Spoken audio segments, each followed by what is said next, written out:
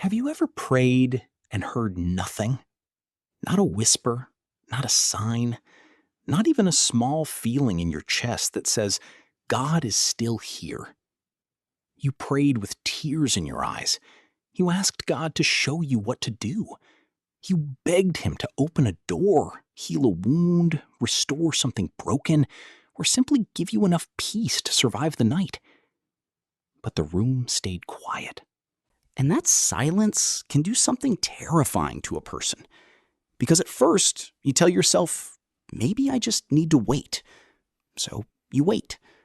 Then you tell yourself, maybe I need to pray harder. So you pray harder. Then you think, maybe I need more faith. So you try to believe with every piece of strength you have left. But after a while, when nothing changes, a darker question begins to rise inside you. Did God forget me? That is the part most people are afraid to say out loud. Because it feels wrong. It feels unspiritual. It feels like something a faithful person should never think. But if we are honest, many people have been there. They still believe in God. They still want to trust Him. They still want to hold on. But somewhere deep inside, they are tired of pretending the silence does not hurt. They sit in church, but their heart feels far away. They open the Bible, but the words feel dry. They hear other people talk about answered prayers, breakthroughs, miracles, and open doors. And quietly, they wonder, why does God seem to speak to everyone else, but not to me? Maybe that is where you are right now. Maybe you are not angry at God. You are just confused. Maybe you are not trying to walk away. You are just exhausted from waiting. Maybe you are still showing up, still praying, still trying to believe. But beneath all of that, there is one painful fear. What if heaven is silent because God has left me? But before you believe that thought, listen carefully. God's silence is not always God's absence. Sometimes the silence you are interpreting as rejection is actually preparation. Sometimes the season that feels empty is where your faith is being rooted deeper than your feelings. Sometimes God does His most hidden work in the places where you hear the least noise. Because here is the truth that many people only learn after walking through a quiet season. God does not have to speak loudly to be near. He does not have to explain everything to be working. And He does not have to give you the answer today to prove that He is still holding tomorrow. But the problem is this. When God feels silent, your mind starts talking. And it does not always tell you the truth. It tells you you did something wrong. It tells you you are not spiritual enough. It tells you God is disappointed in you. It tells you maybe this time He is not coming. And if you listen to those thoughts long enough, the silence becomes heavier than the situation itself. Because now you are not only carrying the problem, you are carrying the fear that you are carrying it alone. But what if the silence is not proof that God is gone? What if silence is the place where God is teaching you to trust what He already said before you can see what He is about to do? What if this quiet season is not the end of your faith, but the beginning of a deeper one? By the end of this video, you will understand why God sometimes feels silent, why that silence hurts so deeply, and what to do when you cannot feel His presence, but still need His strength. Because the silence may feel empty, but it is not empty. God may feel quiet right now, but He is not absent. He is still present, still watching, still working, still holding you in ways you may not yet understand. And the very season you thought was proof that He had left may become the place where you finally discover how close He has been all along. The hardest part of God's silence is not just that you do not have an answer. It is what the silence starts to make you believe.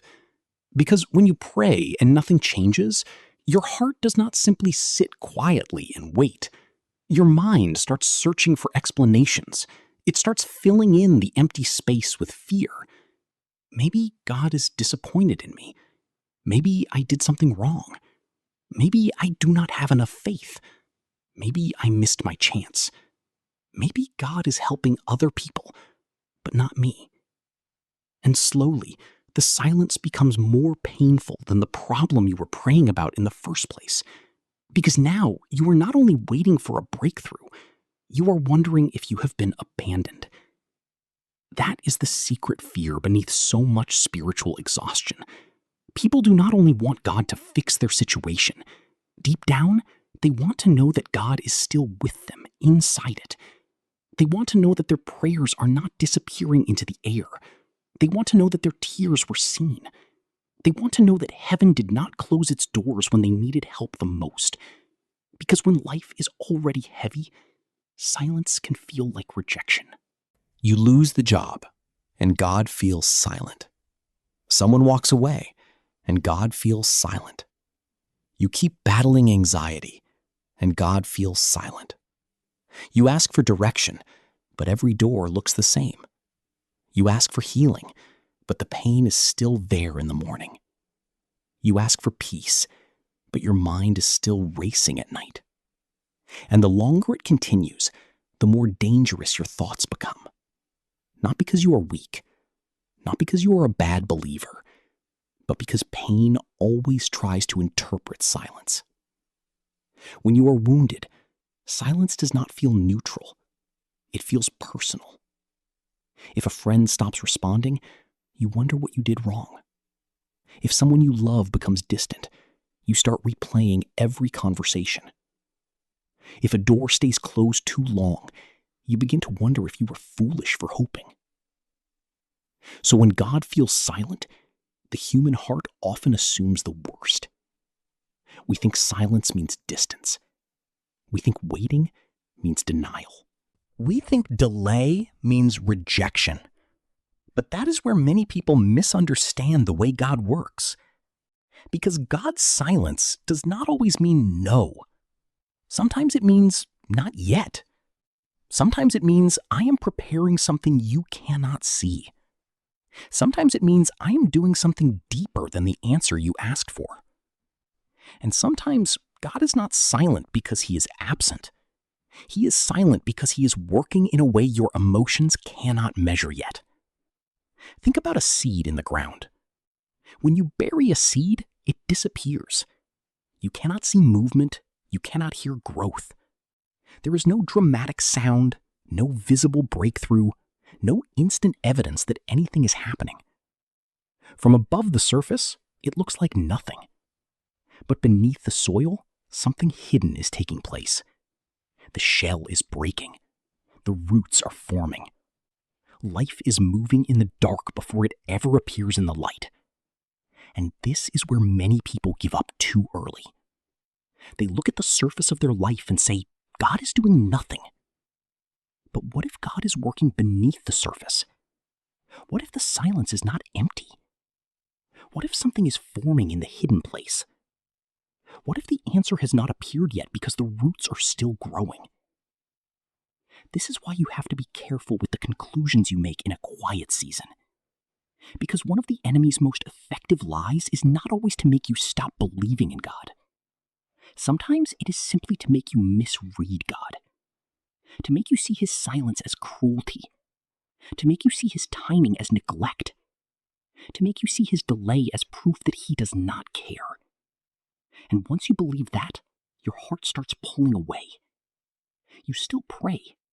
And slowly, without even realizing it, you stop bringing your full heart to God. Not because you stopped loving him, but because you are afraid his silence means he stopped listening. But what if your fear is lying to you? What if the silence is not proof that God has stepped away? What if it is the exact place where he is inviting you into a deeper kind of trust? Because there is a kind of faith that only exists when the answer is obvious, when the door opens immediately, when the prayer is answered quickly, when the feeling comes back fast, when everything makes sense. That kind of faith is beautiful, but it is not the deepest kind. The deeper kind of faith is born in the silence. It is the faith that says, God, I do not understand you right now, but I will not accuse you. I do not feel you right now, but I will not leave you. I do not see the answer right now, but I will not call you absent. That kind of faith is not shallow. That kind of faith has roots. And roots do not grow in the spotlight. Roots grow in hidden places. This is why silence can be so uncomfortable.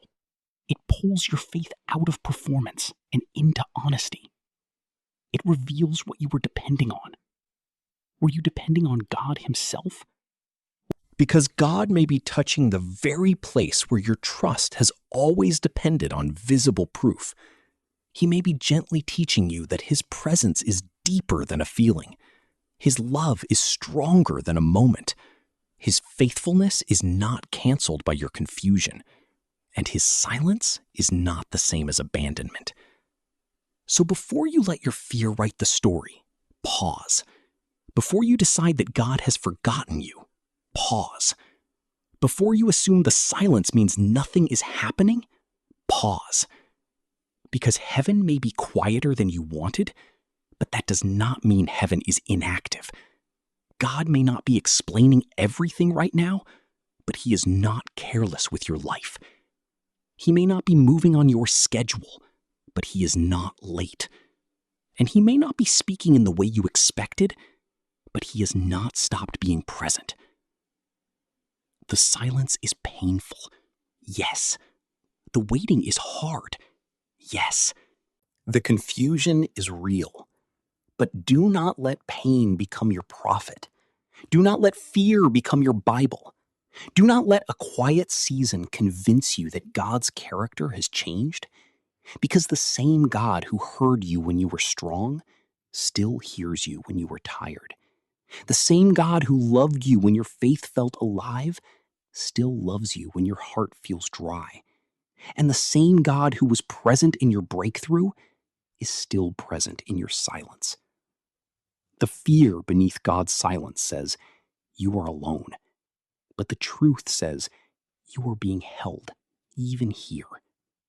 The fear says, nothing is happening. But the truth says, roots are growing in the dark. The fear says, God has forgotten you. But the truth says, God is not finished with you. And maybe that is the first lesson of a silent season. Not learning how to force God to speak, but learning how to stop believing every thought that rises when He seems quiet. Because sometimes the loudest voice in your life is not God. It is fear pretending to explain God. And if you are going to survive the silence, you must learn to separate the two. God's silence may feel confusing, but fear's interpretation of that silence can be destructive.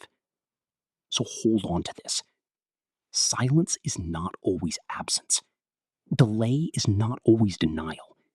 Waiting is not always rejection. And just because you cannot hear God clearly right now does not mean He is not near.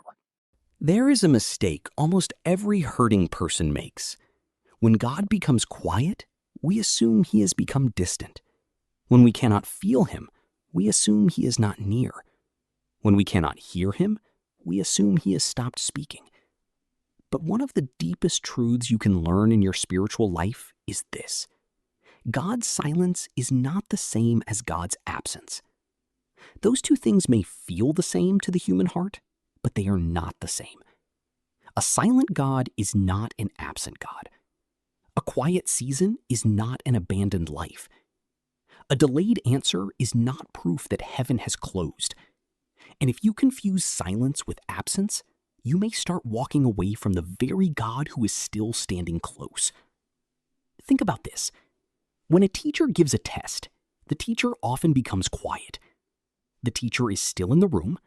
The teacher still sees the student. The teacher still knows the lesson. But during the test, the teacher does not keep repeating every answer. Not because the teacher is cruel, not because the teacher has abandoned the student, but because the student is now being invited to live from what has already been taught. In the same way, there are seasons where God may not give you a new word every morning. He may not explain every detail. He may not answer every question the moment you ask it. But his silence does not mean he has left the room. It may mean he is teaching you to trust what he already said. That is hard for us because we love fresh confirmation. We want a new sign, a new feeling, a new open door, a new sentence from heaven that proves everything will be okay. And there is nothing wrong with wanting reassurance. We are human. We get tired. We get scared. We want to know that we are not making a mistake. But if God had to constantly prove his presence through a feeling, then our faith would never grow roots. It would only grow reactions. We would only trust him when we felt something. We would only follow him when the path was clear. We would only believe when the evidence was visible. But faith is deeper than visible evidence. Faith is not pretending the silence does not hurt. Faith is saying, even here, God is still God. Even when I do not understand. Even when I do not feel strong. Even when the answer has not arrived. Even when the room is quiet. Even when my prayers feel like they are falling to the floor. Sometimes it feels like a quiet conviction that keeps pulling you back. Sometimes it feels like a small piece of peace in the middle of a storm that still has not ended. Sometimes it feels like nothing at all, but somehow you are still being carried. And maybe you have not noticed it because you were expecting God to arrive loudly. But what if he has been sustaining you quietly? What if the evidence of his presence is not that life became easy, but that you are still here? You went through nights you thought would break you, but you are still here. You carried grief that no one fully understood, but you are still here. You prayed with no immediate answer, but something inside you still wants God. You felt dry, confused, tired, and uncertain, but you have not completely let go. Do not overlook that. That may be grace. That may be God holding you in a way so steady, so quiet, so hidden, that you almost mistook it for your own survival. Sometimes God's nearness is not loud rescue. Sometimes God's nearness is not loud rescue. Sometimes it is silent endurance. He does not always remove the fire immediately. Sometimes he meets you inside it. He does not always calm the storm the second you ask. Sometimes he teaches you that he is Lord even while the waves are still moving. He does not always explain the valley. Sometimes he walks with you through it before he tells you why. And this is important because many people only recognize God after the breakthrough. They say, God was with me once the door opens. They say God was faithful once the prayer is answered. They say God had a plan once everything makes sense. But mature faith learns to say, God is with me now, even before I see it. God is faithful now, even before the outcome changes. God has not left me now, even while I am still waiting. That kind of faith is powerful because it is no longer controlled by circumstances. It does not rise and fall only based on how quickly life improves. It is anchored in the character of God. And this is where silence becomes something different. It is no longer just an empty space. It becomes a classroom, a place where God teaches your soul to stop worshiping clarity, because sometimes clarity can become an idol. We say, God, I will trust you when I understand. God, I will follow you when I know the outcome. God, I will rest when you explain the plan. But that is not trust. That is agreement after information. Trust begins when you do not have the full map, but you still believe the one leading you is good. Trust begins when the silence is still there, but you refuse to let it rewrite God's heart. Trust begins when you stop saying, God, prove you are with me, and start saying, God, help me remember you already promised you would never leave me. Because sometimes God's silence is not asking you to discover a new truth. It is asking you to return to an old one. The truth that He is near to the brokenhearted. The truth that He sees what is hidden. The truth that He hears before you even finish speaking. The truth that He works all things together in ways you cannot yet trace. The truth that His timing is not careless. The truth that His love is not fragile. The truth that His presence is not dependent on your ability to feel it. That last one matters, because feelings are real, but they are not always reliable. Your feelings can tell you God is gone when He is actually close. Your feelings can tell you nothing is happening when roots are forming underground. Your feelings can tell you the story is over when God is only turning the page. So yes, bring your feelings to God. Be honest. Cry if you need to cry. Tell Him it hurts. Tell Him you are confused. Tell Him the silence feels heavy. God is not offended by honest pain. But do not let your feelings become the final authority on His presence, because the heart can be loud when it is wounded. Fear can sound convincing when you are tired, and silence can look like absence when your soul is desperate for proof. But God's presence has never depended on how loudly He speaks. A father sitting beside a sleeping child does not become less present because he is quiet. A surgeon operating behind closed doors has not become inactive because the family in the waiting room cannot see his hands. A root growing underground does not become dead because the surface looks unchanged. And God does not become absent just because your season has become silent. He may be closer than your emotions can recognize. He may be working deeper than your eyes can see. He may be answering in a language your current pain has not yet learned how to interpret. That is why you must be careful not to demand that God only show love in the form you expected. Sometimes love answers quickly. Sometimes love makes you wait, because the thing you are asking for is not ready, or you are not ready for it. Sometimes love opens the door. Sometimes love keeps the door closed, because there is danger on the other side. Sometimes love gives you the explanation. Sometimes love withholds the explanation, because your faith is being trained to rest in His character, not in your understanding. And no, that does not make the waiting easy. It does not make the silence painless, but it gives the silence meaning. It reminds you that the quiet is not proof that your life has been forgotten. It reminds you that God can be invisible and still involved, quiet and still caring, hidden and still working, silent and still near. Maybe right now you are looking for a voice from heaven. But what if God is showing His presence another way? Through the strength you did not think you had. Through the friend who checked on you at the right time. Through the verse that would not leave your mind. Through the peace that showed up for 5 minutes when you thought anxiety would swallow the whole day. Through the strange ability to keep breathing, keep standing, keep hoping, even after everything in you wanted to quit. Maybe God has not been as silent as you thought. Maybe He has just been speaking in quieter ways than you expected. And that is the invitation of this part of the journey. Not to deny the silence, but to stop calling it absence. Not to pretend you are not hurting, but to refuse to let hurt define God.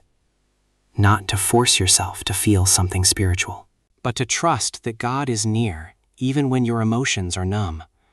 Because the truth is, some of the strongest faith you will ever have will not feel strong at all. It will feel like whispering, God, I still trust you, with tears in your eyes. It will feel like opening the Bible when your heart feels dry. It will feel like praying a sentence instead of a sermon. It will feel like staying when everything in you wants to run. It will feel like choosing not to accuse God when you cannot explain Him. And heaven sees that. God sees the faith it takes to keep reaching when you feel nothing. He sees the courage it takes to trust Him in the quiet. He sees the hidden obedience no one claps for. He sees you still holding on. And if all you can do today is say, "God, I do not feel you, but I still need you," that is not failure. That may be one of the most honest prayers you have ever prayed. So remember this when the silence feels heavy. God's silence is not God's absence. His quietness is not rejection. His hiddenness is not abandonment. And His delay is not proof that He has forgotten you. You may not hear Him right now. You may not feel Him right now. You may not understand Him right now. But He is still the God who stays, still the God who sees, still the God who works in hidden places, still the God who walks through valleys, still the God who holds people together when they do not even know how they are still standing. So do not measure His presence only by the volume of His voice. Measure it by the truth of His promise. And His promise has never been, "You will always understand me." His promise has never been, "You will always feel me." His promise has never been, "You will always get the answer immediately." His promise is deeper than that. "I will never leave you." And if He has not left you, then even this silence is not empty. One of the most confusing parts of faith is when you still believe in God, but you no longer feel Him the way you used to. There was a time when prayer felt alive. You could close your eyes and feel peace almost immediately. You could hear a worship song and your heart would soften. You could read one verse and it felt like God was speaking directly to the deepest part of you. You felt close. You felt certain. You felt held. But then, slowly, something changed. The same prayers started feeling dry. The same songs no longer moved you. The same Bible verses felt quiet. You still showed up, but your heart felt numb. And that can be terrifying, because when the feeling disappears, many people immediately think something is wrong with them. They think, maybe I lost my faith. Maybe I am drifting. Maybe God is not pleased with me anymore. Maybe I did something that made His presence leave. But what if the disappearance of a feeling is not always a sign that God is gone? What if sometimes God allows the feeling to fade because He is inviting you into something deeper than emotion? Because feelings are powerful. They can comfort us. They can encourage us. They can make faith feel warm, alive, and close. But feelings were never meant to be the foundation of your faith. They are gifts, beautiful gifts, but not the ground. A feeling can help you notice God, but it cannot become the only reason you trust God, because feelings change. They rise and fall. They are affected by sleep, stress, disappointment, grief, anxiety, hormones, pressure, and even the words someone said to you earlier that day. You can feel spiritually strong in the morning and completely overwhelmed by night. You can feel hopeful on Sunday and empty on Monday. You can feel close to God during worship and distant from Him in traffic, at work, in conflict, or when life gets painfully ordinary again. That does not mean God changed. It means your feelings did. And if your entire faith is built on always feeling something, then every emotional low becomes a spiritual crisis. Every dry day feels like abandonment. Every unanswered prayer feels like rejection. Every quiet morning feels like proof that God is far away. But mature faith learns something different. Mature faith learns that God is still true when emotions are not loud. God is still near when your heart feels quiet. God is still faithful when your feelings cannot confirm it. Think about the sun behind the clouds. When the sky is covered, you do not see the sun. You do not feel its warmth the same way. The whole world looks gray. But the sun has not disappeared. It has not moved away. It has not stopped shining. The clouds have only changed what you can perceive. In the same way, pain can become a cloud. Stress can become a cloud. Grief can become a cloud. Waiting can become a cloud. Disappointment can become a cloud. And when enough clouds gather over your heart, you may not feel the warmth of God the way you once did. But the presence of clouds does not mean the absence of the sun. And the presence of emotional dryness does not mean the absence of God. This matters because many people panic in dry seasons. They start trying to force the feeling back. They pray harder, not from love, but from fear. They worship louder, not from surrender, but from anxiety. They read more, not because they are hungry, but because they are terrified that if they do not perform correctly, God will move even farther away. And without realizing it, faith becomes pressure. Prayer becomes performance. Bible reading becomes a test. Worship becomes a way to measure whether God is still close. And the soul becomes exhausted. But God is not asking you to manufacture a feeling. He is not asking you to pretend. He is not asking you to fake spiritual excitement when your heart feels tired. He is inviting you to stay, to remain, to keep turning toward Him, even when there are no emotional fireworks. Because love that only stays when it feels something has not yet become rooted love. Trust that only exists when there is certainty has not yet become deep trust.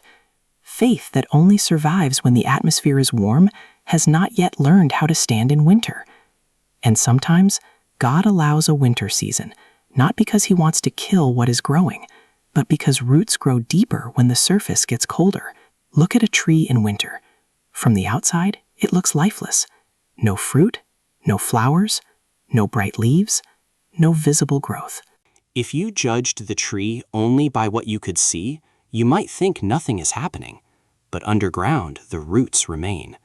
The tree is not dead. It is being preserved. It is being strengthened. It is preparing for another season. Your faith can be like that. There are seasons when nothing looks beautiful on the surface. You do not feel inspired. You do not feel passionate. You do not feel full of purpose. You do not feel the closeness you once felt. But beneath the surface, something holy may still be happening. God may be deepening your roots. He may be teaching you to stay when staying is not emotionally rewarding. He may be freeing you from depending only on spiritual highs. He may be building a faith that is not addicted to signs, feelings, and constant reassurance. Because there's a difference between loving God and loving the feeling you get when God comforts you. There's a difference between seeking God and seeking the emotional relief He gives. There's a difference between wanting His presence and wanting the evidence of His presence in the exact form you prefer. And that difference is often revealed in silence. When the feeling is gone, the question becomes deeper. Will I still pray when prayer feels ordinary? Will I still trust when trust feels dry? Will I still follow when obedience does not come with instant comfort? Will I still believe God is good when I cannot feel the sweetness of His presence? These questions are not punishments. They are invitations.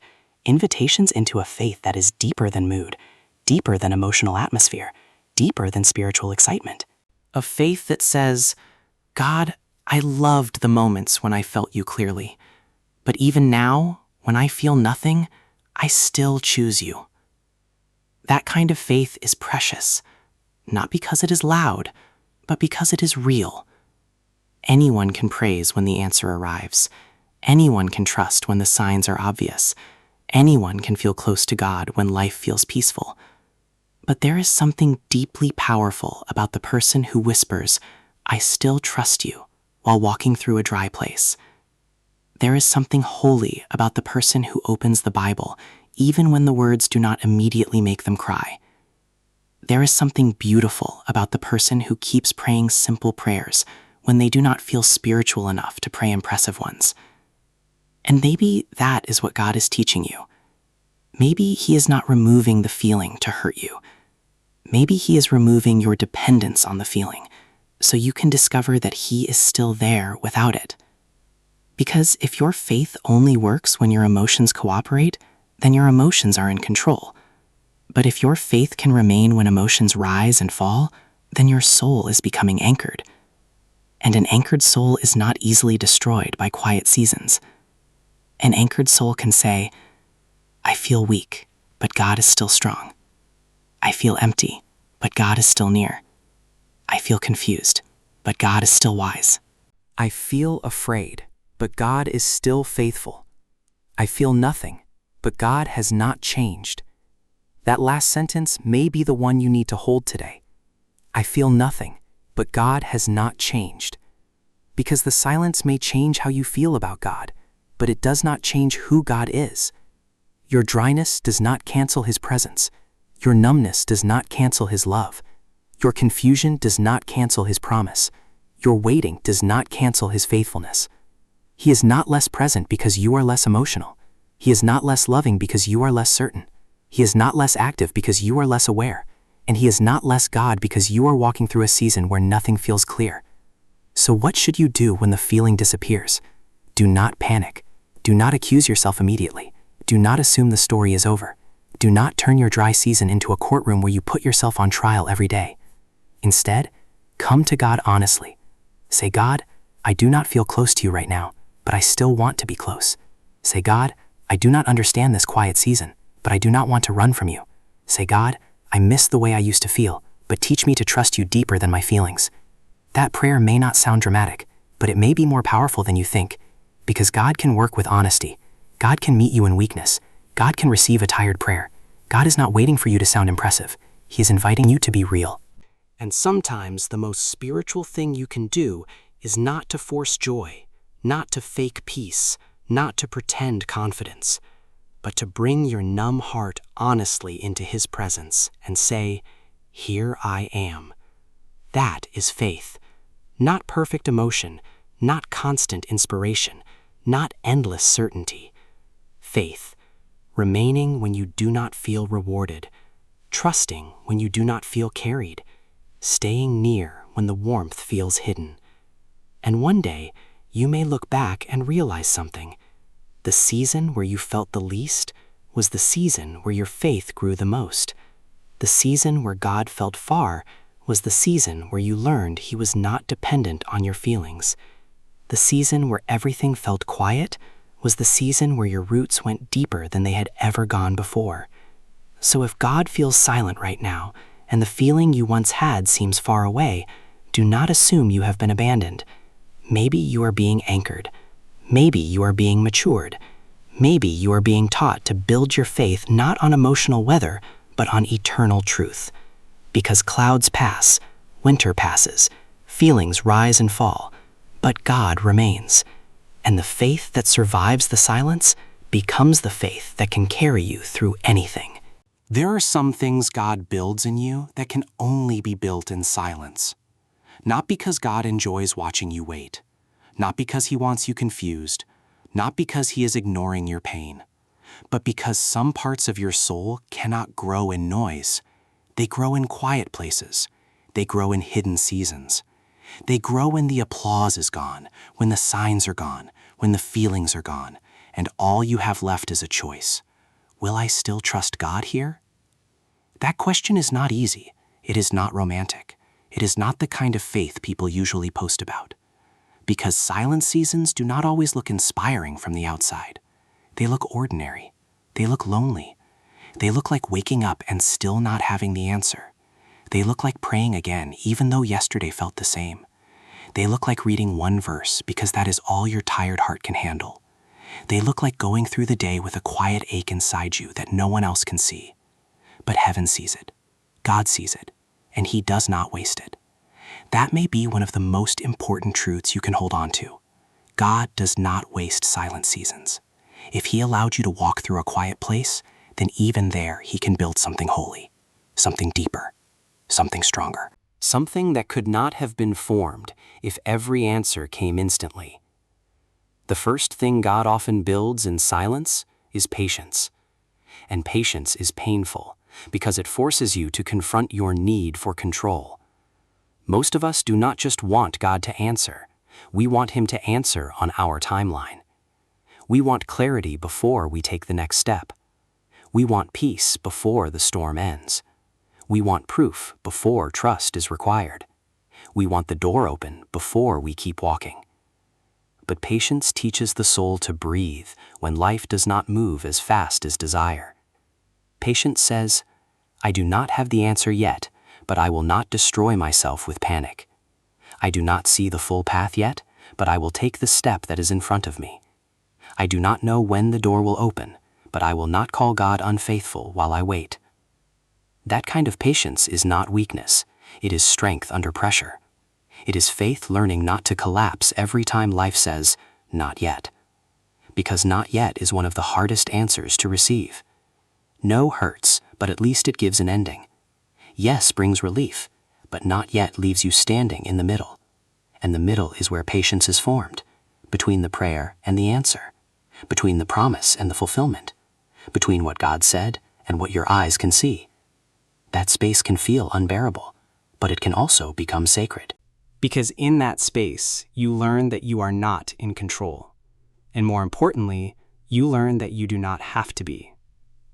The second thing God builds in silence is trust. Not shallow trust, not trust that only works when life makes sense, but the kind of trust that stays when understanding runs out. Anyone can say God is good when life is going well.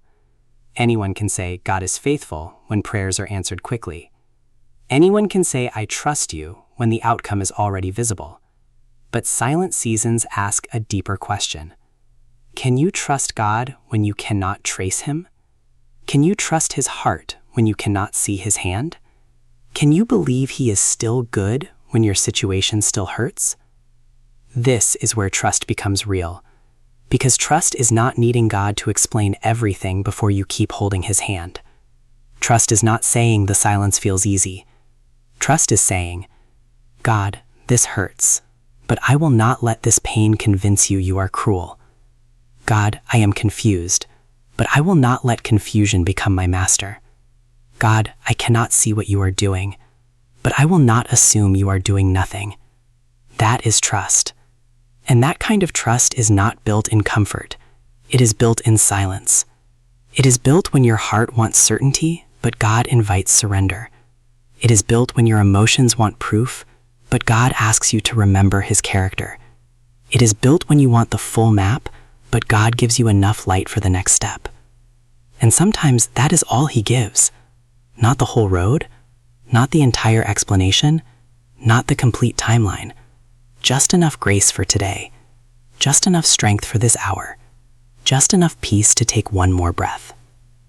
And maybe you've been waiting for God to give you enough certainty for the next 10 years, but he is giving you enough faith for the next 10 minutes. Do not despise that. Sometimes daily grace is the miracle. Sometimes the fact that you made it through today is evidence that God has not left you.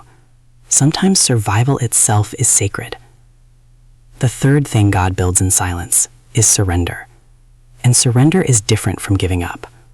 Giving up says, nothing matters anymore. Surrender says, God, I cannot carry this by myself anymore. Giving up turns away from God. Surrender falls into him. Giving up is hopeless. Surrender is trust with open hands. And many of us do not surrender until we are tired enough to admit that control is crushing hands. And then we wonder why our soul feels exhausted. But silent seasons expose the limits of control. They reveal the truth we often avoid. You cannot force a door open that God has not opened. You cannot make people change by worrying harder. You cannot heal yourself by overthinking your pain. You cannot speed up God's timing by panicking. You cannot carry tomorrow's grace with today's strength. And at some point, the silence brings you to your knees, not to destroy you, but to free you. Because there is a strange freedom that comes when you finally say, God, I do not know what you are doing. I do not know when this will change. I do not know how you are going to answer. But I am tired of pretending I can control what only you can carry. That is surrender. And surrender does not always change the situation immediately, but it changes the posture of your soul. You stop gripping everything so tightly. You stop trying to be your own savior. You stop measuring God's goodness by how quickly he follows your plan. You stop treating prayer like a way to control outcomes, and you start experiencing it as a place to lay down burdens. That is where peace begins. Not always when the answer arrives, but when the burden finally leaves your hands. The fourth thing God builds in silence is spiritual maturity. And this may be the deepest work of all, because immature faith often asks, God, what can you give me? But mature faith begins to ask, God, how can I know you more deeply here? That does not mean your needs do not matter. They do. God cares about your pain. God cares about your questions. God cares about the thing you have been praying for. But He also cares about who you are becoming while you wait, because if God gave you the answer, but left your soul unchanged, you might receive the blessing and still remain fragile inside. You might get the open door, but carry the same fear through it. You might receive the relationship, but still be controlled by insecurity. You might receive the opportunity, but still be ruled by pride. You might receive the breakthrough, but still not know how to rest in God. So sometimes, before God changes the circumstance, He changes the person inside the circumstance. He strengthened what was weak. He softened what was hard. He exposes what was hidden. He healed what was buried. He builds roots deep enough to carry the fruit that is coming. Because fruit without roots is dangerous. A blessing without maturity can crush a person. An answered prayer without character can become a burden. A new season without inner strength can fall apart quickly. So God works beneath the surface, quietly, slowly, faithfully. He builds the version of you that can carry what you have been asking for. And this is why you must not judge the silent season too quickly. You may think nothing is happening because nothing has changed externally. But what if everything is changing internally? What if your patience is growing? What if your trust is becoming real? What if your surrender is becoming deeper? What if your prayers are becoming more honest? What if your heart is becoming less dependent on signs and more anchored in God Himself? What if this season is not empty at all? What if it is construction? Hidden construction, soul construction, the kind of construction no one sees until one day they notice you no longer fall apart the way you used to. You no longer panic as quickly. You no longer chase every voice. You no longer need every person's approval. You no longer collapse when life slows down. You no longer measure God's love by the speed of His answer. You still have questions, but the questions no longer own you. You still feel pain, but the pain no longer defines God for you. You still wait, but now you wait with roots. That is growth, quiet growth, deep growth, real growth. And this kind of growth often happens in places you would never choose. No one chooses silence. No one asks for waiting. No one naturally wants delay. But some of the most beautiful things God does in a human soul happen in seasons people would have escaped if they could. Joseph did not choose the prison. David did not choose the wilderness. Job did not choose the ashes. Mary did not choose the confusion of watching what she loved suffer. The disciples did not choose the silence between the cross and the resurrection. But God was not absent in those places. He was working through them. And the same may be true for you. The place you are begging God to remove may be the place where He is forming something eternal. The silence you keep asking Him to end may be the space where He is teaching you to hear differently. The waiting you hate may be the womb of something you are not ready to see yet. That does not make it easy, but it gives it meaning. And meaning can help a tired soul keep breathing. So if you are in a silent season, do not only ask, God, when will this end? Also ask, God, what are you building in me here? Not because the pain is small, but because God is too faithful to let pain be pointless. Ask Him, what patience are you forming in me? What trust are you deepening in me? What burden are you asking me to surrender? What part of my faith are you making stronger? What roots are you growing beneath the surface? And then be gentle with yourself, because growth in silence is slow. You may not feel mature every day. You may still cry. You may still doubt. You may still have moments where you whisper, God, I do not know how much longer I can do this. That does not mean you are failing. It means you are human. Faith is not the absence of trembling. Faith is bringing your trembling heart back to God again. Faith is not never asking questions. Faith is refusing to let your questions become walls between you and the Father. Faith is not feeling strong. Faith is staying connected when you feel weak. And maybe that is what God is building in you. A faith that is not fragile. A trust that is not shallow. A heart that does not run the moment heaven gets quiet. A soul that knows God is still good even before the answer arrives. One day you may look back at this season and realize it was not wasted. You may realize the silence taught you how to pray honestly. The waiting taught you patience. The uncertainty taught you trust. The pressure taught you surrender. The dryness taught you that God is deeper than a feeling. And the hidden season taught you that roots matter more than appearances. Because fruit gets attention.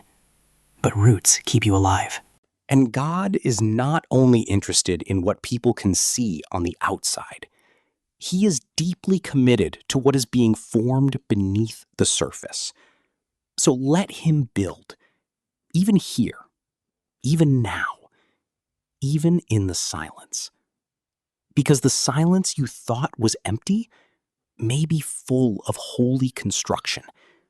And the God who seems quiet may be carefully building a faith in you that can survive storms, carry blessings, and stand firm long after this season has passed. If you are walking through a season where God feels silent, you may think something is wrong with you. You may think your faith is unusual. You may think real believers never feel this way. You may think, if I were closer to God, I would not be so confused. But when you look closely at the Bible, you discover something surprising. The Bible is not filled with people who always heard God clearly. It is filled with people who had to trust God in long, painful, confusing seasons of silence. People who had promises, but no immediate proof. People who prayed, but still had to wait. People who loved God, but still had questions. People who were chosen, but still walked through valleys where heaven felt quiet. And that should comfort you, because it means your silence does not place you outside the story of faith. It places you right in the middle of it. Think about Joseph. Joseph had a dream from God. He saw a glimpse of destiny. He saw that his life had meaning, purpose, and a future bigger than his current situation. But almost immediately after that dream, his life seemed to move in the opposite direction.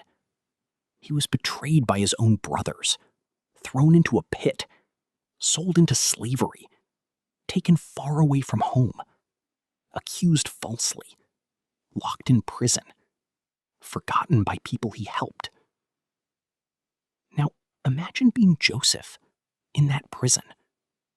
No throne, no promotion, no visible sign that the dream was still alive. Just stone walls. Waiting. Day after day, he could have asked, God, was that dream even real? Did I misunderstand you? Why would you show me a promise, then let my life collapse? That is one of the hardest parts of walking with God. Sometimes he gives you a glimpse of where he is taking you, but he does not explain the road he will use to get you there. And the road can look so different from the promise that you start wondering if the promise died. But the prison was not the death of Joseph's calling. It was part of the preparation. God was building wisdom, humility, endurance, leadership, discernment, the ability to carry power without being destroyed by pride. The silence was not empty. The delay was not denial. Joseph could not see it yet, but God was arranging details far beyond the prison walls. The same God who gave the dream was still working when Joseph had no evidence. And that matters for you. Because just because your life looks opposite from what you prayed for, does not mean God has lost the plan. Sometimes the path to the promise looks like the contradiction of the promise. Sometimes the pit is not the end. Sometimes the prison is not the end. Sometimes being forgotten by people is the very place where God is preparing to remember you publicly. But Joseph is not the only one. Think about David. But after being anointed, David did not walk straight into a palace. He walked into waiting. He returned to ordinary fields. He fought battles. He served a king who later tried to kill him. He ran for his life. He hid in caves. He lived as a fugitive while carrying a promise he could not yet touch. Imagine the emotional tension of that. God said king, but life said cave. God said chosen, but circumstances said hunted. God said future throne, but the present looked like survival. And in those caves, David wrote some of the most honest prayers in Scripture. He did not pretend. He did not fake spiritual confidence. He cried out. He asked questions. He poured out fear, loneliness, frustration, and grief before God. That is important, because faith does not mean you never feel the cave. Faith means you bring the cave to God. David's silence did not mean God had rejected him. It meant God was shaping him before the crown. Because a crown can destroy a person who has not first learned dependence. Power can expose what pain never healed. Position can magnify what the wilderness never purified. So God used the hidden years to form the heart of a king. Not just the image of a king, the heart. That is what silent seasons do. They form what public seasons reveal. Before David ever sat on the throne, God was teaching him to worship in the wilderness, to trust when Saul was chasing him, to wait instead of forcing his own promotion, to refuse shortcuts that would violate God's timing. And maybe that is what God is doing in you. Maybe the season feels delayed because God is not only preparing the blessing, He is preparing the heart that will carry it. Maybe He loves you too much to give you a throne while there are still wounds that would bleed on everyone around you.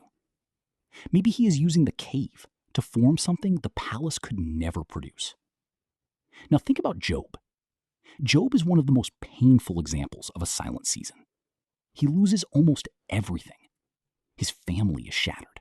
His health collapses. His life becomes unrecognizable. And he asks the kinds of questions suffering people still ask today. Why? Where are you? What did I do? How long will this last? Job's friends tried to explain his pain too quickly. They assumed suffering must mean guilt. They thought if something terrible happened, Job must have done something wrong. And this is still what many people do today. When someone is in pain, people rush to explain what God is doing. They use simple answers for deep wounds. They say things that may sound spiritual, but they do not actually comfort. But Job teaches us something powerful. Not every silent season can be explained by human logic. Not every painful chapter has an easy sentence attached to it. Not every delay means you failed. Not every loss is punishment. Sometimes life is more mysterious than our explanations. And in that mystery, Job still wrestled with God. He did not walk away. He brought his pain directly to him. That is a form of faith many people overlook. Sometimes faith does not sound calm. Sometimes faith sounds like crying out. Sometimes faith sounds like confusion. Sometimes faith sounds like, God, I do not understand this, but I am still talking to you. Job's story reminds us that God is not afraid of. Elijah saw fire fall from heaven. He saw God move in dramatic ways. But later, he ended up exhausted, afraid, and alone. He ran into the wilderness and asked God to take his life. That is how low he was. This was not a weak man. This was not someone who never had faith. This was a prophet who had seen miracles. And yet, he still reached a place of emotional collapse. That alone should make some tired people feel less ashamed. Because sometimes even people who love God deeply get exhausted. Sometimes people who have seen God move still reach breaking points. Sometimes spiritual strength does not protect you from human limits. And when Elijah encountered God, the Lord was not in the wind, not in the earthquake, not in the fire, but in the gentle whisper. That is so important for this video, because we often expect God to prove himself through dramatic noise. We want thunder, we want instant signs, we want obvious movement. But sometimes God comes quietly, so quietly that you will miss him if you only look for the spectacular. Maybe God is not absent. Maybe he is whispering. Maybe the reason you cannot hear him is not because he is gone, but because your pain has trained you to expect him only in one form. And if you only recognize God in the fire, you may miss him in the whisper. Now think about Mary and Martha. Their brother Lazarus was sick. They sent word to Jesus. They knew he loved them. They knew he had power. They knew he could heal. But Jesus did not arrive when they expected him to arrive. He waited. And by the time he came, Lazarus had died. That delay must have felt like silence. Imagine Mary and Martha watching the door, waiting, hoping, thinking surely he will come today. But he did not. And when he finally arrived, Martha said something deeply human. "Lord, if you had been here, my brother would not have died." That sentence carries pain. It carries faith and disappointment at the same time. She still calls him Lord, but she also tells him, "I do not understand your timing." Maybe you have prayed something similar. "Lord, if you had answered sooner, I would not be here. Lord, if you had opened the door earlier, I would not have lost so much. Lord, if you had stepped in when I asked, this pain could have been avoided." And Jesus did not shame Martha for saying that. He met her in it. And then he revealed something greater than what she originally asked for. They wanted healing before death. Jesus revealed resurrection after death. That does not mean every delay will happen the same way, but it shows us something about God's timing. Sometimes God's delay is not because he loves you less. Sometimes the story is larger than the chapter you are currently reading. Sometimes he is revealing a part of himself you would never have known if he had answered the first way you wanted. Mary and Martha knew Jesus as healer, but through the delay, they saw him as resurrection. And maybe that is what silent seasons do. They reveal dimensions of God you cannot discover in quick answers. You know him as provider when there is lack. You know him as comforter when there is grief. You know him as sustainer when strength runs out. You know him as peace when the storm still continues. You know him as resurrection when something looks dead. This is not easy, but it is holy. And then we come to the deepest silence of all, the cross. Jesus himself cried out, my God, why have you forsaken me?" Those words are heavy. They show us that the feeling of abandonment is not foreign to suffering. Jesus entered the deepest darkness of human pain. He knows what it feels like to cry out in agony. He knows what it feels like when heaven seems silent. He knows the ache of the unanswered moment. And because of that, you do not have a Savior who is distant from your suffering. You have a Savior who stepped into it. Jesus does not look at your silent season from far away. He meets you from inside the mystery of pain. He understands tears. He understands waiting. He understands the weight of a moment that feels unbearable. But the cross also teaches us something else. The silence of Friday was not the end of the story. Saturday was quiet. The tomb was sealed. The disciples were confused. Hope looked buried. Everything seemed finished. But Sunday was coming. This is one of the most powerful truths in all of faith. The quietest day in the story may still be standing between crucifixion and resurrection. Saturday looked silent, but God was not finished. Saturday looked empty. But heaven was not defeated. Saturday looked like the end, but resurrection was already on the way. And maybe that is what someone needs to hear right now. You may be living in Saturday. The prayer has not been answered. The door has not opened. The feeling has not returned. The promise has not appeared. The stone still looks sealed.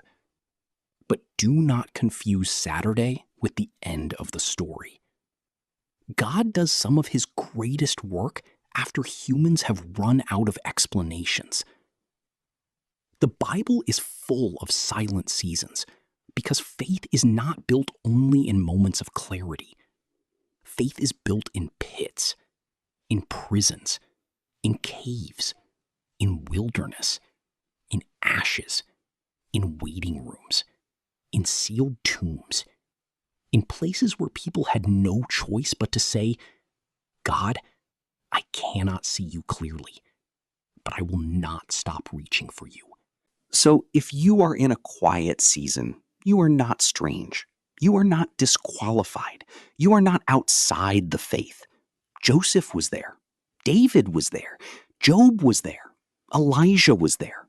Mary and Martha were there. The disciples were there. Even Jesus entered the deepest silence.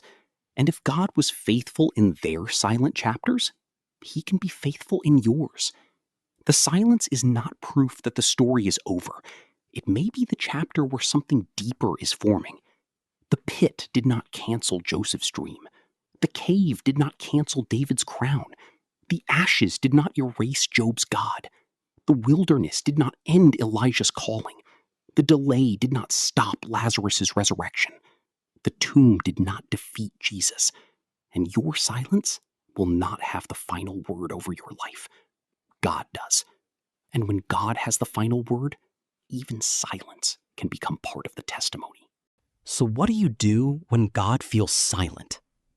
What do you do when you have prayed, waited, cried, hoped, and still feel like heaven is quiet?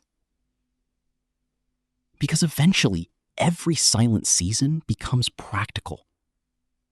At some point, you wake up in the morning and still have to live your life. You still have responsibilities. You still have bills. You still have emotions. You still have fears. You still have questions that were not answered overnight. And in those moments, people often swing to extremes. Some people shut down completely. They stop praying, stop hoping, stop expecting anything good. They tell themselves, I cannot keep getting disappointed. Others do the opposite. They panic spiritually. They try to force God to speak. They consume endless sermons, endless videos, endless signs, endless opinions, desperately searching for one thing that finally makes the silence disappear. But neither extreme brings peace. One leads to numbness. The other leads to exhaustion. So what does healthy faith actually look like in a silent season?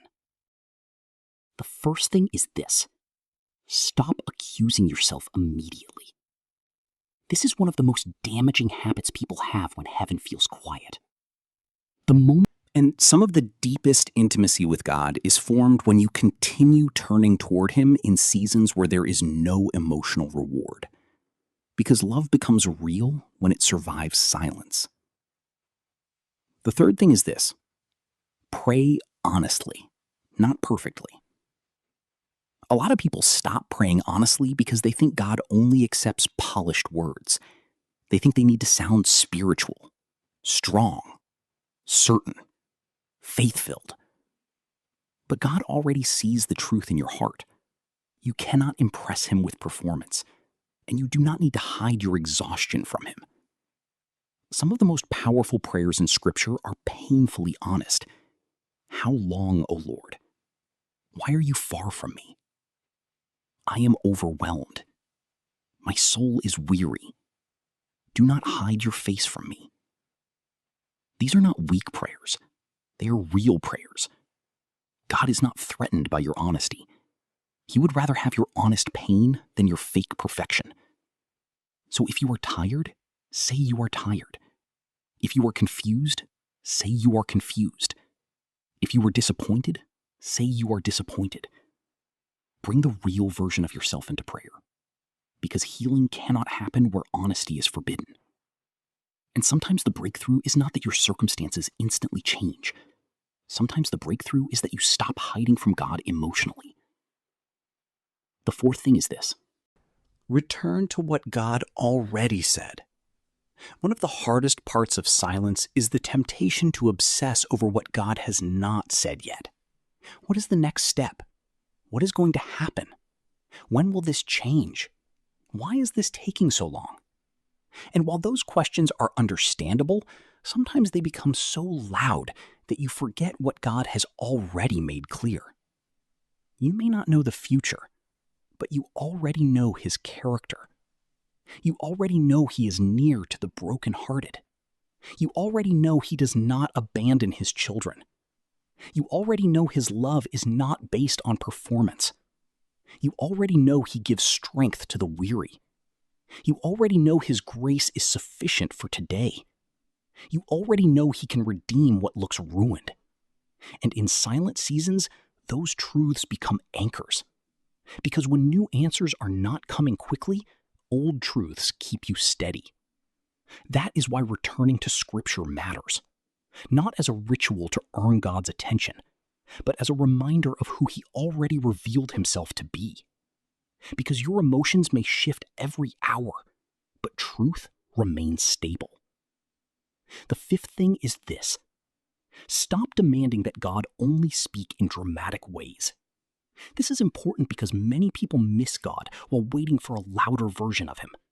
They want thunder, signs, big moments, clear voices, instant certainty.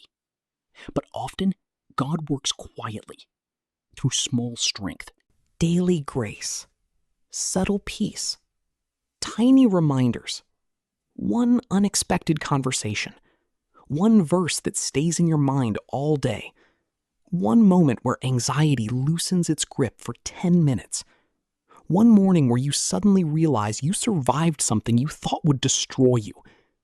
Do not overlook quiet grace. A lot of people think miracles only count when they are dramatic.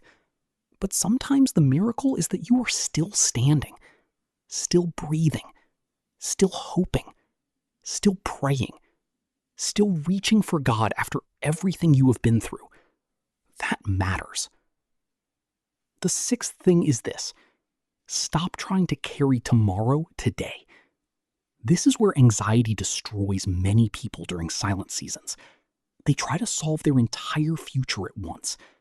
They want guarantees. They want certainty 5 years ahead. They want every question answered before they can rest.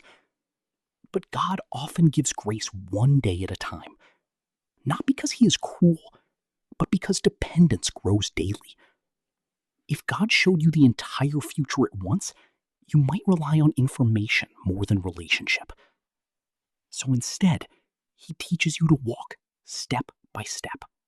Daily bread, daily strength, daily surrender, daily trust. And yes, sometimes that feels frustrating, but it also keeps your heart connected to him.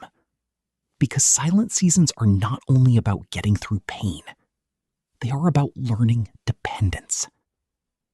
The seventh thing is this: be careful what voices you feed during silence. When people are hurting, they become vulnerable to unhealthy voices. voices that feed fear, voices that feed panic, voices that constantly predict doom, voices that manipulate guilt, voices that make God sound harsh, distant, impossible to please. But when your soul is already tired, toxic voices become even more dangerous because pain weakens discernment. That is why you must protect your inner world carefully during quiet seasons. Not every opinion deserves access to your heart. Not every spiritual voice reflects the heart of God. Not every loud person speaks truth. Sometimes wisdom sounds gentle. Sometimes healing sounds calm. Sometimes God restores people slowly, not violently. And if a voice constantly fills you with terror, shame, hopelessness, and spiritual exhaustion, you need to step back and ask whether that voice is actually drawing you closer to the heart of God. Because conviction draws you toward God. Condemnation pushes you away from Him. One produces repentance. The other produces despair. Learn the difference. The eighth thing is this: do not isolate yourself completely. Silent seasons make people withdraw. And yes, solitude can be healthy, but isolation is dangerous because isolation allows fear to echo without interruption. Sometimes you need safe people around you, not people who try to fix you immediately, not people who throw shallow advice at your pain, but people who can sit with you honestly, people who remind you that you are not alone, people who can hold hope for you on days when your own hands feel too weak. Even Jesus asked his disciples to stay near him in Gethsemane. Human beings were not designed to carry suffering entirely alone. And sometimes God's presence reaches you through people who reflect his heart. The ninth thing is this: do not waste energy pretending to be okay all the time. Some people spend so much energy trying to appear spiritually strong that they never allow themselves to actually heal. They smile while drowning internally. They say, "I'm blessed," while emotionally collapsing. They hide their exhaustion because they're afraid honesty will make them look weak. But pretending is exhausting, and God never asked you to become an actor. Jesus never said, "Blessed are those who hide all their pain." No, he said, "Come to me, all who are weary and burdened." Weary, burdened, heavy, tired. That invitation was always for exhausted people. So stop punishing yourself for being human. Stop expecting yourself to carry pain perfectly. Stop believing God only loves the polished version of you. He already sees the trembling version, the tired version, the confused version, and he has not turned away. The 10th thing is this: stay long enough to see what God was doing. This is hard because silent seasons tempt people to quit too early, to walk away too quickly, to assume nothing will ever change. But many people who later saw God's faithfulness almost left during the silence. Imagine if Joseph had stopped trusting in the prison. Imagine if David had stopped worshiping in the cave. Imagine if the disciples had permanently abandoned hope on Saturday. Some breakthroughs happen slowly. Some healing unfolds quietly. Some prayers are answered in ways that only become visible later. And while waiting is painful, quitting early can blind you to what God was forming beneath the surface. So stay near, stay open, stay honest, stay connected. Not perfectly, just sincerely.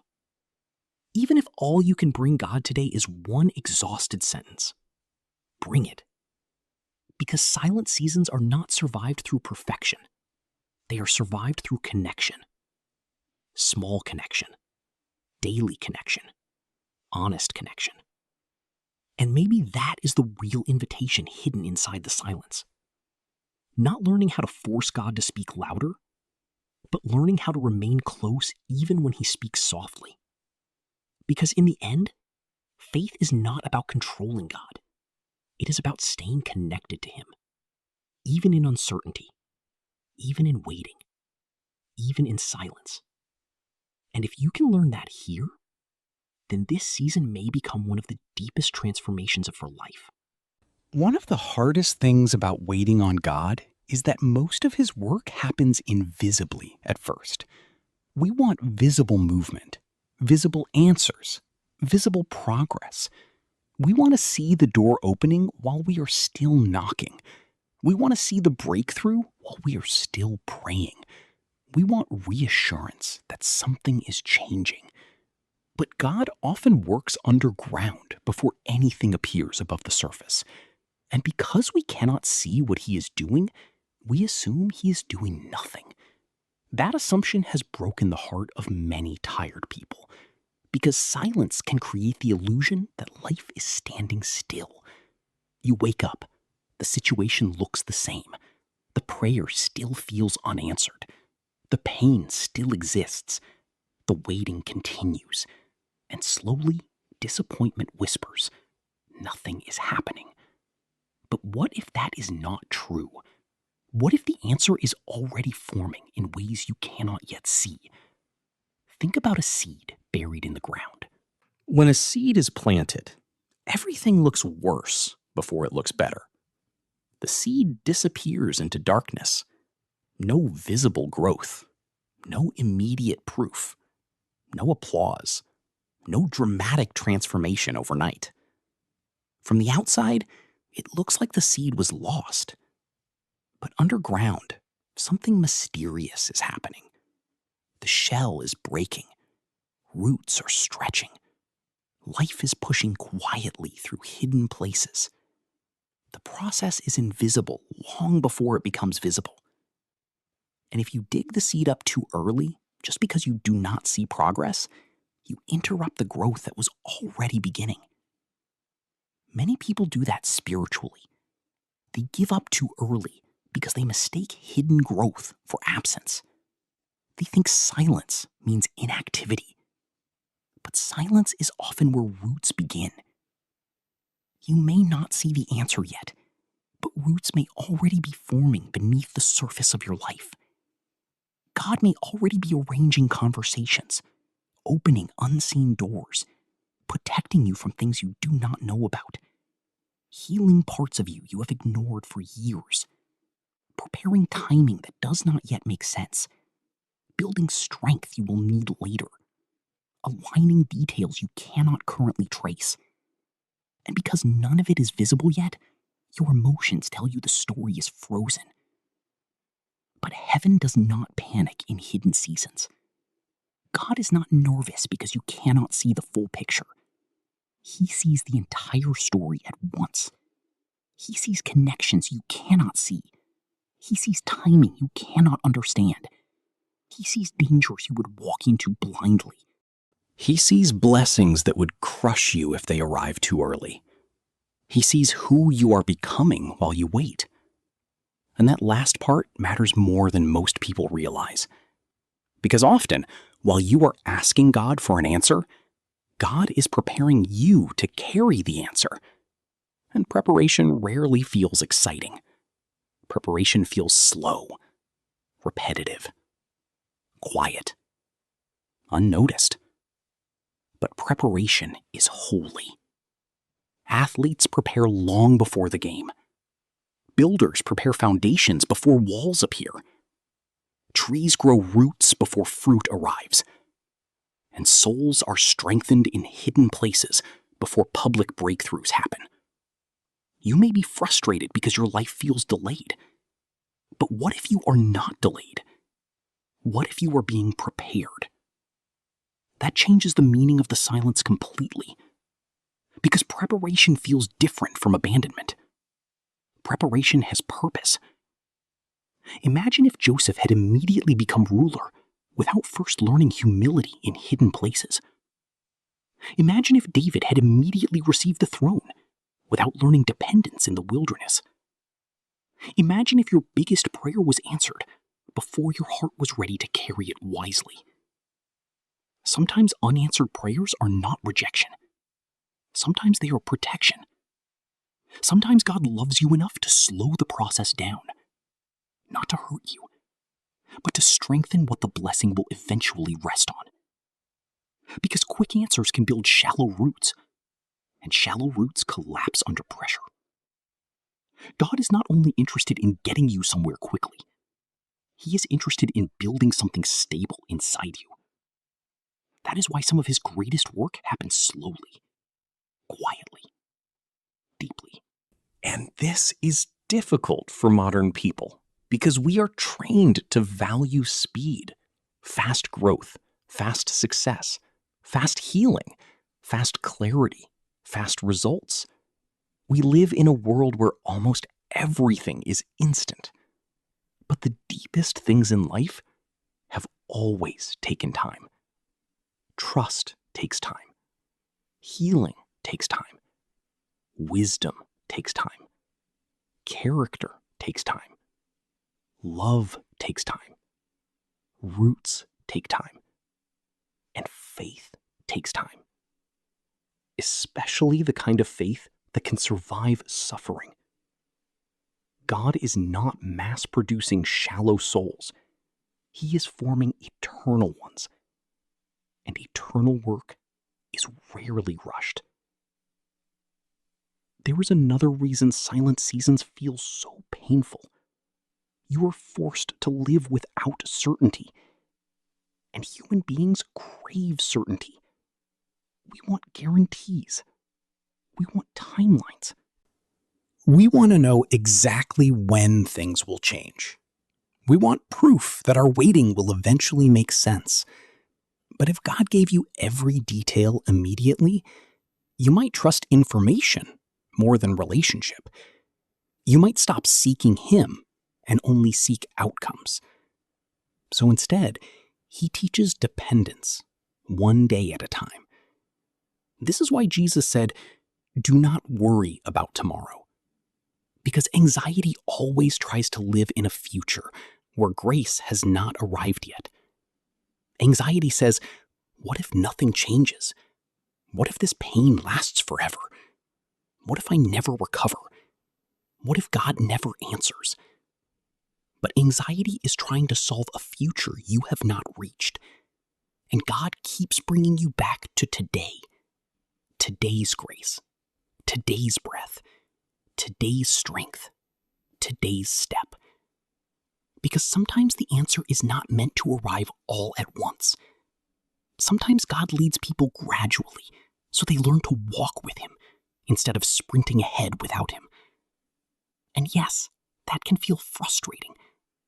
But looking back, many people eventually realize something surprising.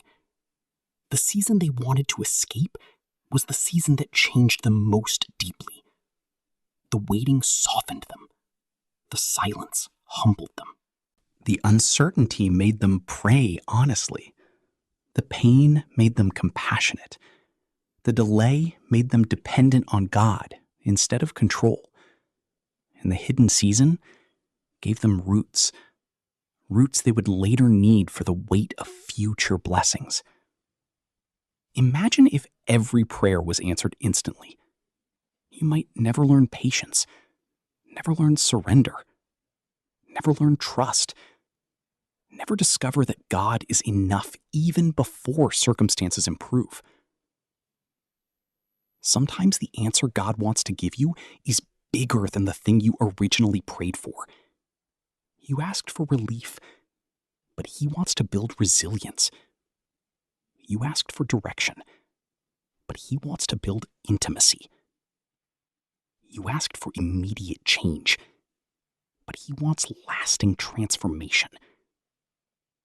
You asked Him to remove the pressure, but He is using the pressure to form strength you do not yet realize you will need. This does not mean pain is enjoyable. It does not mean suffering is easy. But it means the silence can contain purpose even when you cannot yet interpret it. And maybe that is where some people are right now. You keep asking, God, where are you? But maybe heaven is asking a different question. Will you trust me while the roots are still growing? Because anyone can trust after the fruit appears. But deep faith trusts while the ground still looks empty. Deep faith says, I cannot see the roots, but I believe something is happening. I cannot trace the process, but I believe God is still working. I cannot explain the silence, but I refuse to call it meaningless. That kind of faith changes a person. Not overnight, but slowly, quietly. The same way roots grow. And maybe one day, you will stand in a season of fruit and realize something. The roots that are holding you steady today were formed in the silent years you once begged God to remove. The strength you now carry was built in hidden battles nobody saw. The wisdom you now have was born through confusion. The peace you now walk in was shaped through long nights of uncertainty. The compassion you now offer others came from wounds that once made you cry alone. Nothing was wasted. Not the tears, not the waiting, not the silence. Not even the prayers that seemed unanswered at the time. Because God was forming something underneath the surface the entire time. And maybe He still is. So before you call this season empty, pause. Before you assume God forgot you, pause. Before you decide the silence means nothing is happening, pause. Because roots are quiet. Preparation is quiet. Healing is often quiet. Transformation is usually quiet. And resurrection was quiet before the stone moved. That is important. Before the stone rolled away publicly, something invisible had already happened privately. Before anyone saw the miracle, heaven had already moved. And maybe that is true in your life right now. Maybe heaven has already begun moving in ways you cannot yet see. Maybe the answer is already forming. Maybe healing is already beginning. Maybe strength is already growing. Maybe doors are already shifting. Maybe God is already preparing a version of you that can carry what is coming next. You may not feel it yet. You may not see it yet. You may not understand it yet. But hidden does not mean absent. And quiet does not mean dead. Sometimes the most important work of God happens beneath the surface of a life that looks unchanged.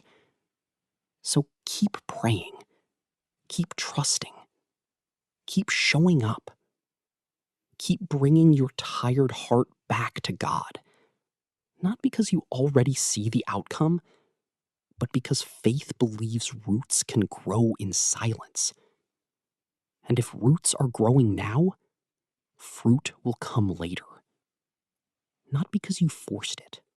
Not because you panicked enough, not because you controlled every detail perfectly, but because God remained faithful underground long before you could see the evidence above ground. One day, what feels invisible now may become the testimony that strengthens someone else. One day, you may tell another exhausted person, God was working even when I thought nothing was happening. And when that day comes, you will realize the silence was never empty. It was full of hidden preparation, full of unseen roots, full of slow transformation, full of grace quietly carrying you from one day to the next, and full of a God who never stopped working, even when you could not hear Him clearly. Maybe right now, you are tired. Not just physically, soul tired. The kind of tired that comes from carrying questions too long. The kind of tired that comes from hoping, waiting, praying, trying to stay strong, and still not understanding why heaven feels so quiet. Maybe you are watching this late at night, while everyone else is asleep. Maybe your heart feels heavier than you know how to explain. Maybe there is a situation in your life that nobody fully understands, except you and God. And maybe part of you has been wondering, where is God in all of this? If that is you, hear this carefully. God has not abandoned you. Not in the silence, not in the waiting, not in the confusion, not in the dry season. Not in the tears you never showed anyone. Not in the prayers that still feel unanswered. He is still with you. Even now. Even here. Even in this moment. I know silence can make you feel forgotten. I know delay can make you question everything. I know pain can distort the way you see God. But your pain is not the final authority on God's presence. Feelings change. Fear gets loud. Exhaustion clouds perspective. But God's character remains steady, even when your emotions shake. He is still good, still faithful, still near, still working in ways you cannot yet fully see. And maybe this season is not punishment. Maybe it is preparation. Maybe the silence is not empty. Maybe roots are growing underneath everything you can currently see. Maybe God is building a version of you that will one day look back and realize, He never left me. Even when you felt numb, He was there. Even when you cried without answers, He was there. Even when you almost gave up, He was there. Even when your faith felt fragile, He was holding you together. That is the beautiful thing about God. Your ability to feel Him is not what keeps Him close. His love keeps Him close. His promise keeps Him close. His nature keeps Him close. You do not have to hold yourself together perfectly for God to stay near you. You do not have to perform your way back into His presence. You do not have to pretend to be stronger than you are. You can come tired. You can come confused. You can come with shaking hands and unfinished prayers. And He will still receive you. Because God has never loved a fake version of you more than the real one. He is not waiting for you to become emotionally polished before He comforts you. He is not standing far away saying, "Fix yourself first." No. He moves toward weary people, toward burdened people, toward anxious people, toward people who are trying to hold on with the little strength they have left. And maybe that is why you found this message today. Not by accident, but because your soul needed a reminder. A reminder that silence is not abandonment. A reminder that waiting is not rejection. A reminder that hidden seasons are not wasted seasons. A reminder that God still works underground. A reminder that roots can grow in darkness. A reminder that even Saturday eventually gives way to Sunday. And maybe most importantly, a reminder that you do not have to carry this season alone. God is still with you, not only in the breakthrough, not only in the miracle, not only in the answered prayer, but also in the waiting room, in the midnight anxiety, in the exhausted mornings, in the moments where all you can pray is, "God, please help me." Those prayers matter. Those tears matter. Your heart matters. And your silent season matters too. Because one day, this chapter may become part of someone else's survival story. One day, the comfort God gives you now may become the comfort you give another hurting person later. one day the silence that almost broke you may become the testimony that proves God never left you. And when that day comes, you may realize something powerful. God was doing deeper work than you understood at the time. The silence was painful, but it was not pointless. The waiting was hard, but it was not empty. The hidden season was lonely, but it was not abandoned. God was there, quietly carrying you through moments you thought would destroy you, quietly sustaining you while your strength kept running out, quietly protecting parts of your future you could not yet see, quietly building roots beneath the surface, quietly teaching you that faith is not about always feeling strong. It is about staying connected when you feel weak. So if your heart feels tired today, breathe. Slow down for a moment. You do not need to force certainty right now. You do not need to solve your entire future tonight. You do not need to carry tomorrow before it arrives. Just take the next breath. Take the next step. Bring today's burden to God and trust that the same God who carried people through prisons, caves, wildernesses, storms, graves, and silent Saturdays can carry you too, because He has not changed. He is still the God who sees, still the God who stays, still the God who hears prayers whispered through tears, still the God who works in hidden places, still the God who brings life out of places that looked dead, and still the God who remains faithful even when life becomes painfully quiet. So before this video ends, I want you to remember one sentence. Hold on to it when the silence feels heavy. Hold on to it when fear gets loud. Hold on to it when your emotions try to convince you that you are alone. Here it is. Just because God feels silent does not mean He has stopped loving you. And maybe, right now, that is the truth your soul needed most. If this message spoke to something deep inside you, write this in the comments. God, help me trust you in the silence.